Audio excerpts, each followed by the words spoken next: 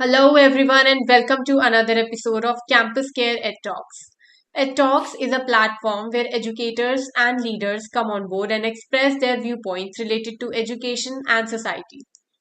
Our topic for the day is tackling the decreased attention span of students, and to express her viewpoints on the same, we have with us Mrs. T. Srivastava, ma'am, Principal of Richmond Global School, New Delhi. A very warm welcome, ma'am. Thank you so much. Thank you so much, ma'am, for taking out your time. It's a pleasure to have you on board with us. Thank you so much. So, It's my ma'am, pleasure. thank you, ma'am. So, ma'am, speaking of the decreased attention span, what do you think, in your opinion? Do you believe that technology has affected the decreased attention span? It does. Is it responsible for the decreased attention span of people in general, ma'am? I wouldn't blame technology per se, but I would say that uh,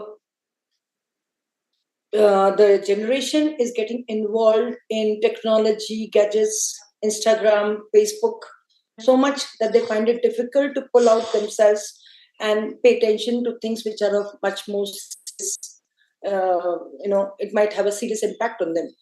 If you look at the point and if we as educators understand their perspective, so this will not be a actual issue. My contention is there is nothing called short lifespan. My contention is limitless lifespan is only where we as educators are able to make our education exciting, our activities exciting.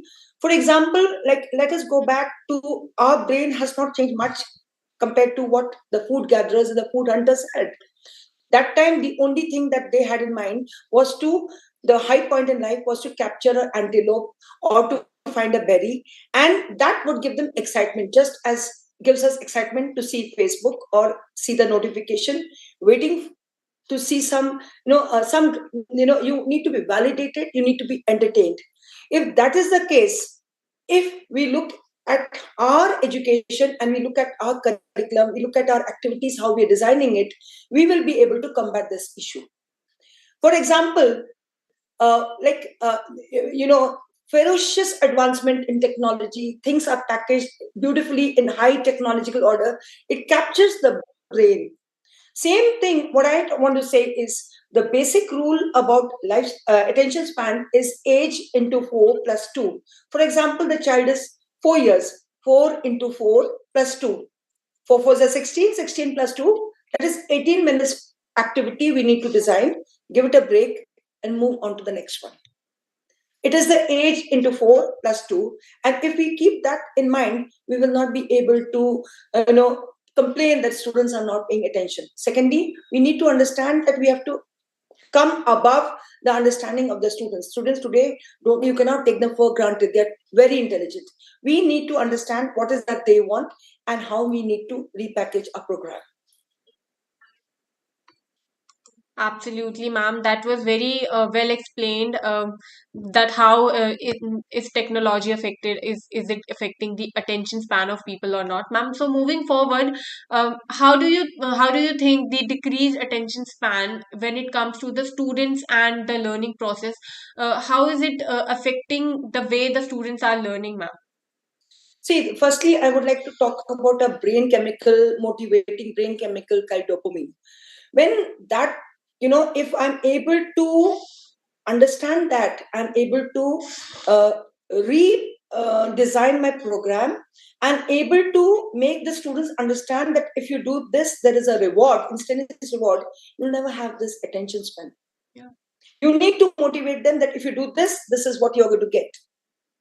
If that is very clear, you will not have attention problem. But the thing is, when these things are there with internet and high speed advancement in technology, we need to understand that it is affecting the students. Some children are able to do it because they have enough willpower, dopamine release is there, they are motivated, they can do programs, they can do coding, they are able to do everything. In other cases where children finding it difficult to have this kind of problem and not able to withdraw themselves from these kind of distractions, we need to cope up with them in a different manner. And as counselors, school counselors, we need to talk to them, we need to have programs, we need to understand the anxiety issues, we need to give them a program of meditation and to become mindful.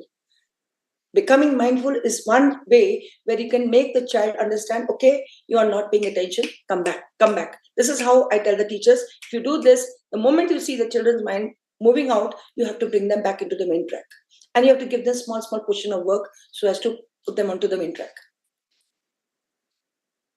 Absolutely, ma'am. So moving forward, ma'am, do you believe that this affect that the effect that is on student learning process, nextly when it comes to the educator, how is it affecting the educators also, the decreased attention span, ma'am?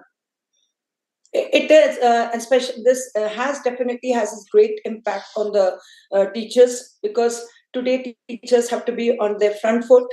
They have to redesign themselves. They have to understand what is required from them. You cannot be in your comfort space and, okay, you say, okay, I'm going to teach and you're going to listen. It's not going to happen like that. You have to reprogram. You have to redesign the capsules. You have to take them out. You have to, experiential learning has to be introduced, so that you can also understand. You have to take a, like a scanner, like a moment should be there to understand whether the children are responding, because in B.Ed we have a thing called recapitulation, and if the students are not able to understand, you should redo the lesson again, and again restart the chapter and use more resources, making it more visual based, much more experiential learning, to make sure that the children are able to understand. Absolutely. Thank you so much, ma'am. Lastly, ma'am, in what ways do you think this decreased attention span can be tackled, or at least we can do some, at least if you could, provide us with some tips that this does not affect, the students and the educators when it comes to the learning process, ma'am. Mike, it's a very important question that you've asked, and we all educators are really worried as to how to go about it.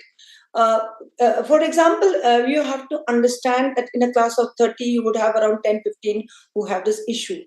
And one to one conversation you have to have. And if you go deep inside, you'll come to know that they are also carrying a baggage. It is just not 2 plus 2 that you are trying to resolve. You have to understand the baggage that they're carrying. They could be they have lost their parent. It could be some kind of disharmony in the home. You have to understand the child in depth to be able to, a diagnostic test can be done.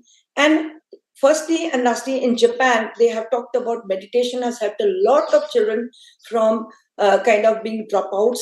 You can help them to understand what is their focus. And I think we should not sit on a high chair. We need to understand that we need to have a connect with them.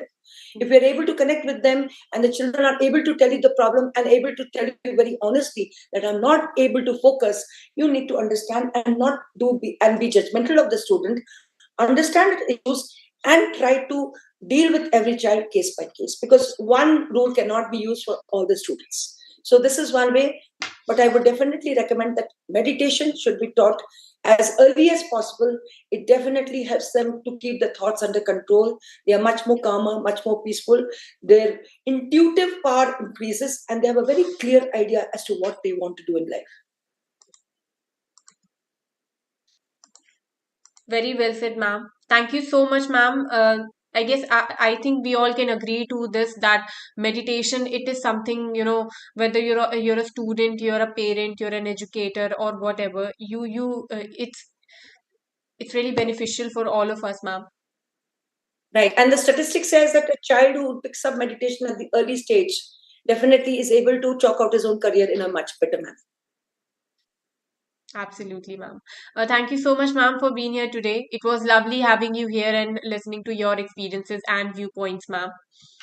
Thank you so much, Mehak. It was a great pleasure talking to you. Thank you so much for giving me a chance. Thank Thank you, you. ma'am. And for all the viewers watching us out, do not forget to subscribe to our channel for more stuff like this. Thank you, ma'am. Have a great day. Thank you so much.